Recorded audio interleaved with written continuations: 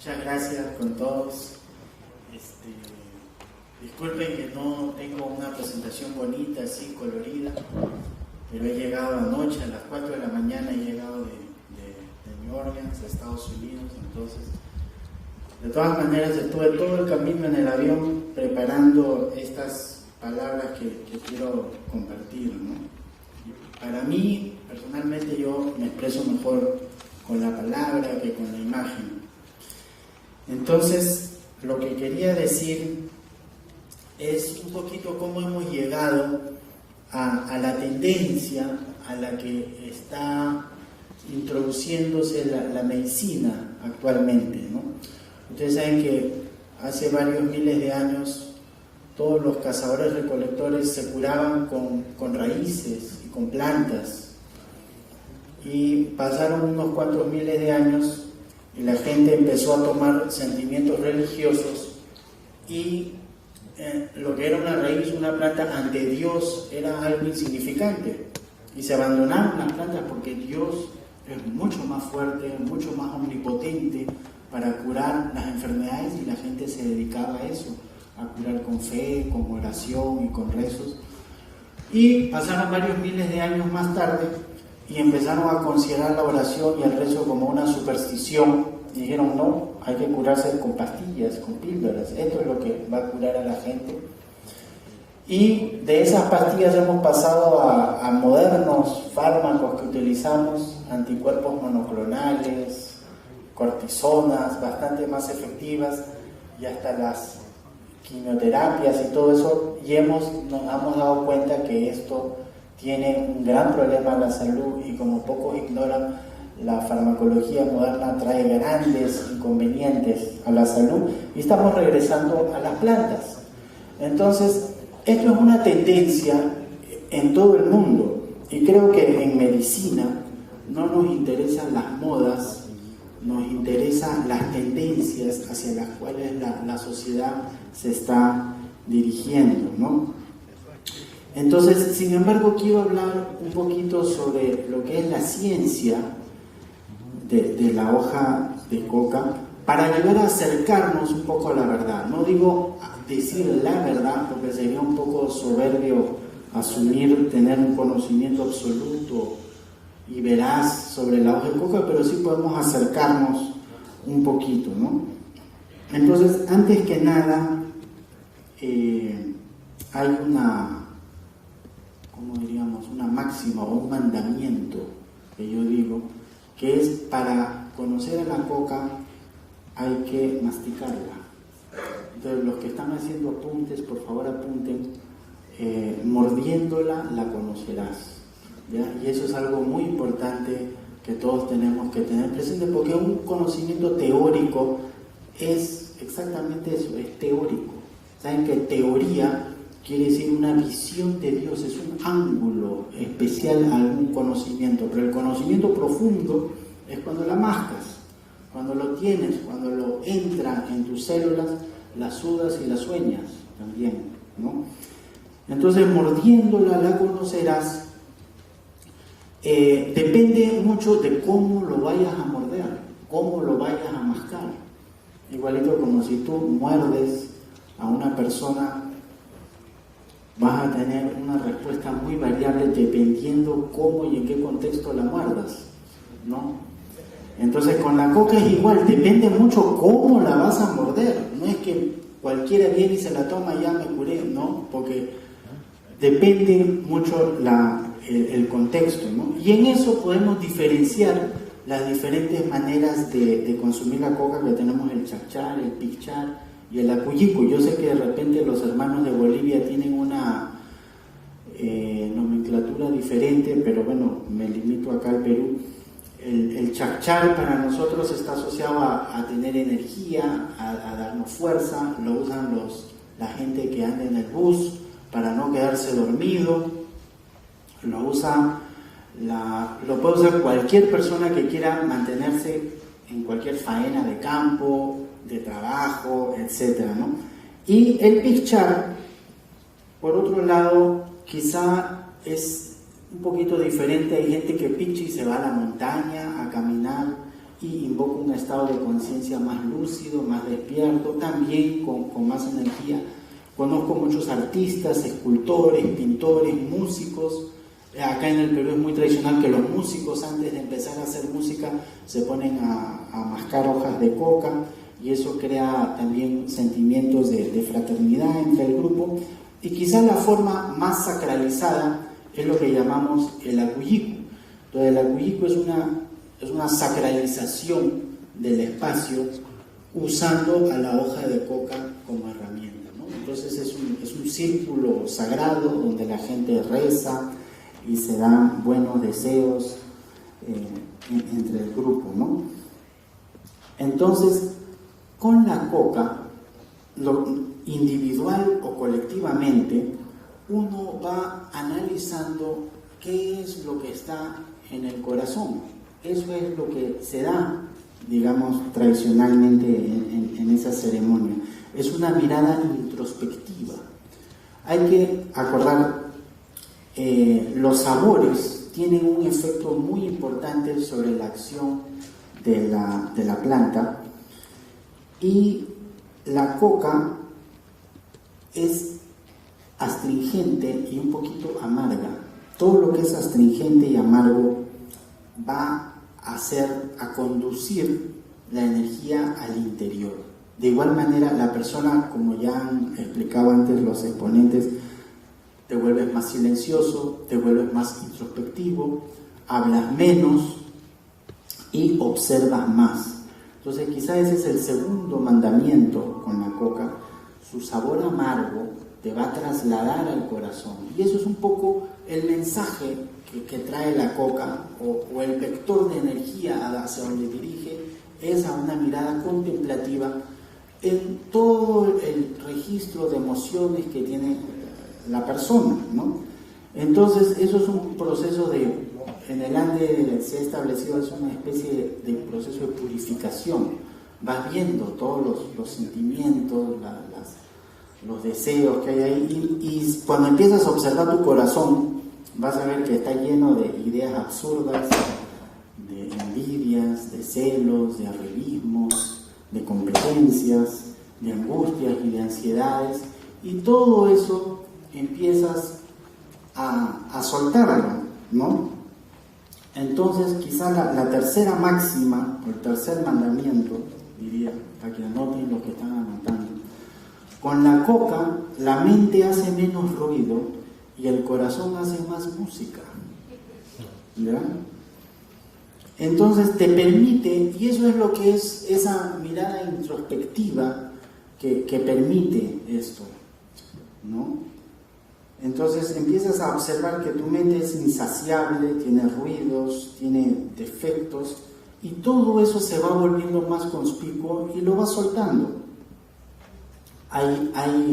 Vas viendo que en realidad esos pensamientos no tienen una base real, ¿no? Hay un dicho en inglés que a mí me gusta mucho que dice: "The body is somebody, the mind is nobody". ¿Ya? La mente es un cuerpo, perdón, el cuerpo es una persona, pero la mente no es nadie, ¿ya? Entonces la mente es, en última instancia, hay que trascender a todo ese proceso mental, ¿no? Entonces, poco a poco, individual o colectivamente, la persona que está haciendo este proceso o esta ceremonia, esta oración, se va acercando a lo que podríamos llamar la verdad, o algo un poquito más veraz, ¿no?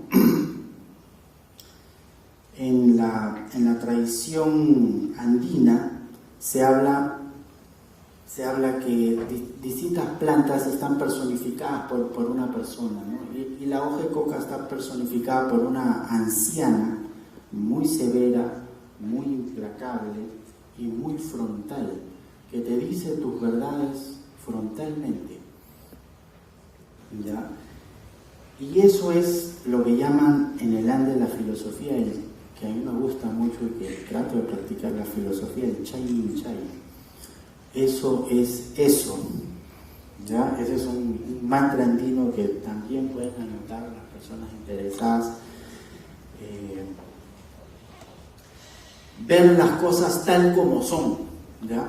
No verlo lleno de proyecciones, como quisiéramos que fueran las cosas o como imaginamos que podamos verlas, sino con ese silencio, con esa introspección y aposentado en el corazón, empezar a ver las cosas tal como son. Y eso creo que es un poco la parte, la fuerza sagrada que puede traer la hoja de coca, ¿no? Empezar a permitirnos ver las cosas de una manera diferente. Entonces, cuando las personas tienen diferencias, hay rivalidades, la madre no se habla con la hija, el esposo no se habla con la esposa, es un momento para pichar la hoja de coca y permitir abrir ese espacio de sanación social. Entonces, la hoja de coca creo que tenemos que llevarla a esa dimensión o a ese potencial, a ese alcance que tiene, que es un gran sanador social, ¿no? Tras todo ese proceso de mascarla, estoy tratando de sintetizar un poco los hallazgos que podemos dar. Es lo que en el Ande se dice Urpillay Sonjoyay, que es el agradecimiento. Finalmente queda un gran agradecimiento al proceso que se ha dado al lugar. Y en esas palabras, Urpillay Sonjoyay, son muy interesantes porque literalmente quiere decir: mi corazón bate sus alas como una paloma, ¿no? Entonces la paloma es el símbolo de la libertad y es el símbolo de la paz. Y si bate sus alas, quiere decir que el corazón es un corazón libre. Si bate sus alas la paloma, el corazón es un ser que está logrando paz también. Y ese es el gran agradecimiento al cual nos conduce. Entonces la persona que regularmente picha coca va desarrollando sentimientos de agradecimiento hacia la vida, ¿no? Y finalmente, otra de las enseñanzas que creo que es muy importante, que creo es otra de las máximas del Ande, es el aire, ¿no? La reciprocidad entre todos. Las personas cuando se sientan en un grupo, no hay líderes, no hay jerarquías, no hay clases sociales, no hay razas, todo, hay un tejido invisible que los une a todos y todos están en la misma condición. Actualmente hay un cambio de visión en el mundo bastante interesante respecto a las drogas. Estamos viendo lo que ha sucedido en Uruguay, lo que está pasando en Estados Unidos, que se está empezando a legalizar el uso médico de varias plantas. Y creo que el terreno está muy fértil en el mundo y en el Perú para que podamos traer un nuevo paradigma sobre qué hacemos con esta planta, ¿no? Entonces, si bien es cierto que es un gran problema social, no podemos negarlo, no podemos ignorar que hay muchas heridas sociales que vienen del narcotráfico para nuestra sociedad.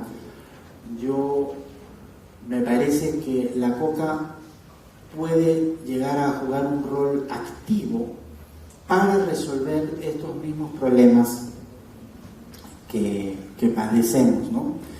Entonces, hemos planteado de repente hacer un proyecto que yo lo llamo el proyecto Coca Activa, en donde podamos tener un plan piloto en donde en una región podamos empezar a sembrar coca orgánica. Ya es muy importante, la gran mayoría de la coca cultivada tiene una larga lista de pesticidas, herbicidas y fungicidas. Yo los he puesto en mi libro, los los he enumerado, y creo que si estamos abriendo los ojos a todo este gran potencial médico, es muy importante que podamos asegurarnos un producto que esté libre de esos problemas. Entonces urge en el mercado tener un producto fiable, confiable, y con algún tipo de certificación. Y quizás no solo eso, sino buscar un producto de coca que tenga algún tipo de acción solidaria con el medio ambiente donde se está cultivando. De repente a un tipo de certificación Fair Trade o algo así, en donde se pague 15% por encima del precio de mercado, o donde se pueda apoyar comedores populares o postas médicas a la región, y de esta manera ayudar a erradicar la pobreza. Entonces creo que no es una utopía, y creo que es un paradigma que debemos implementar: usar a la hoja de coca para erradicar el narcotráfico, para erradicar la desnutrición, y como un gran sanador social que ha sido esta planta, ¿no?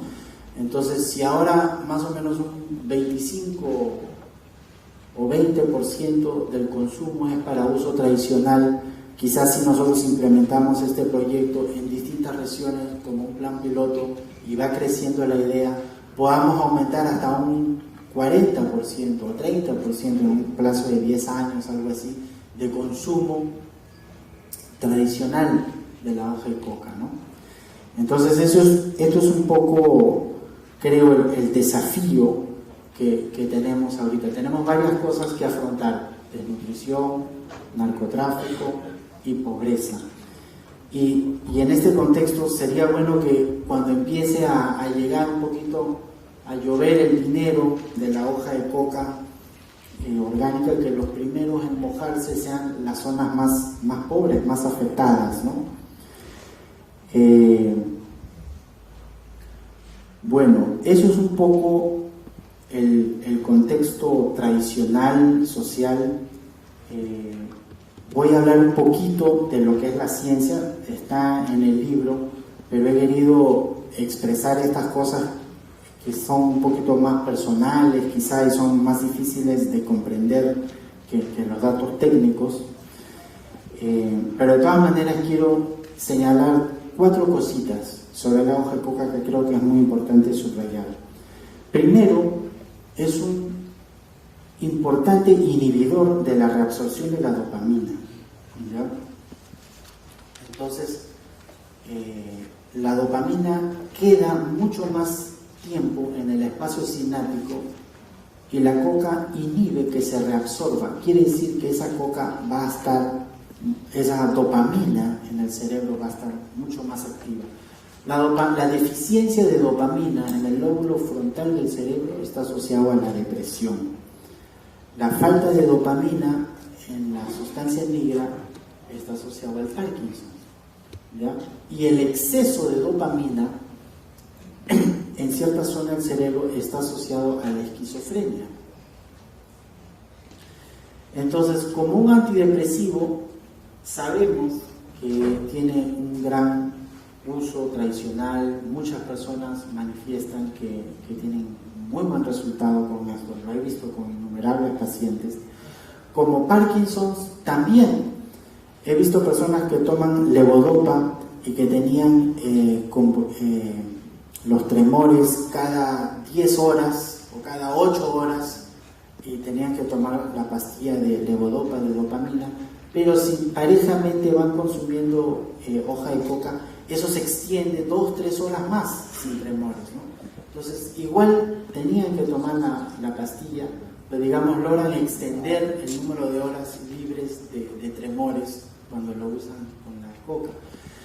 Y el tercero es el que a mí más me perpleja, que es en la esquizofrenia, porque la esquizofrenia es un exceso de dopamina que hace delirar a la persona. Sin embargo, he visto ya al menos 3 casos de pacientes. Empezó con un caso de un paciente con esquizofrenia que tenía mucha fatiga, mucho cansancio, y empezó a pichar regularmente coca, y empezó a observar que ya no escuchaba tanto las voces, que su conciencia estaba bastante más estable, más serena. No sé cuál es el mecanismo que sucede esto, habría que investigarlo, pero sé que se da. Entonces, tanto en deficiencia como de dopamina como en exceso de dopamina parece tener un efecto regulador. Si es inmunomodulador para el sistema inmunológico, también tiene algún tipo de propiedad moduladora propia dentro de la corteza cerebral. Inmunomodulador digo también porque una de las enfermedades que yo trato mucho y veo bastante es la artritis reumatoide, y veo por lo menos diariamente 2-3 casos, y a lo largo de muchos años he logrado establecer un protocolo que me resulta bastante efectivo para esto, y dentro de ese protocolo, entre varias cosas, está darle la harina de coca, media cucharada 2 veces por día, y les puedo decir que verdaderamente ayuda grandemente con esta enfermedad autoinmune, ¿no? Con la inflamación, creo que no es solo la inflamación y el dolor, sino con la misma inmunidad. Ya hay que eliminar lácteos, hay que eliminar trigo, bueno, es un protocolo que no voy a entrar, pero creo que un rol muy importante lo ha jugado la coca, y lo que he observado es que en un mes, 30 días, normalmente baja en un 50 o 40% el dolor, ¿no? Dependiendo de la adherencia al paciente.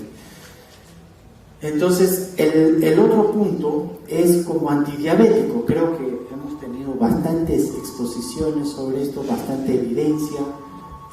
Es un anorexígeno bastante interesante, inhibe el apetito, y la cocaína, cuando se absorbe oralmente, se convierte en ecnonina, en benzoilecnonina, que son metabolitos, según Budrack, 80 veces menos tóxicos que la cocaína, ¿ya? Y tienen un comportamiento muy diferente. Entonces, todos los estudios que tenemos sobre cocaína no debemos traducirlos a los efectos que tiene la hoja de coca, porque la hoja de coca no tiene cocaína al consumirlo oralmente. La cocaína íntegramente se va a degradar en estos metabolitos de ecnonina y benzoilecnonina, y tienen un comportamiento muy diferente. Entonces, si queremos estudiar el principio activo, tendríamos que estudiar esa ecnonina, ¿ya? Y es muy diferente en su actual. Lo que sabemos es que la ecnonina permite que haya una liberación de los glucógenos del hígado bastante estable, bastante parejo, y no hayan esos picos de hiperglicemia o hipoglicemia. Entonces, la persona que consume hoja de coca puede inhibir su apetito. Sin embargo, si le ponen un plato de comida, puede empezar a comer perfectamente. Y efectivamente, creo que sí, estoy de acuerdo, para una dieta cetogénica, creo que sería ideal cuando hay esas ansiedades por comer el carbohidrato, ¿no? Y lo último que la gente siempre pregunta y quiere saber tiene que ver con el tema del calcio, ¿no? Nosotros sabemos que 100 miligramos de coca tiene 2097 miligramos de calcio y tiene 412 miligramos de fósforo. El fósforo normalmente inhibe, gracias.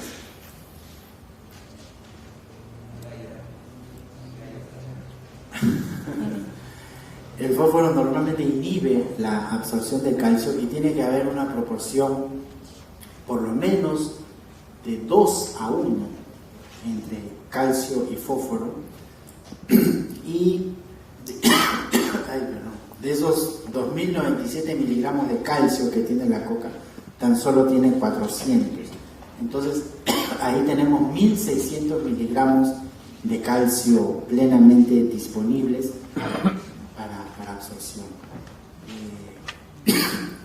Lo he visto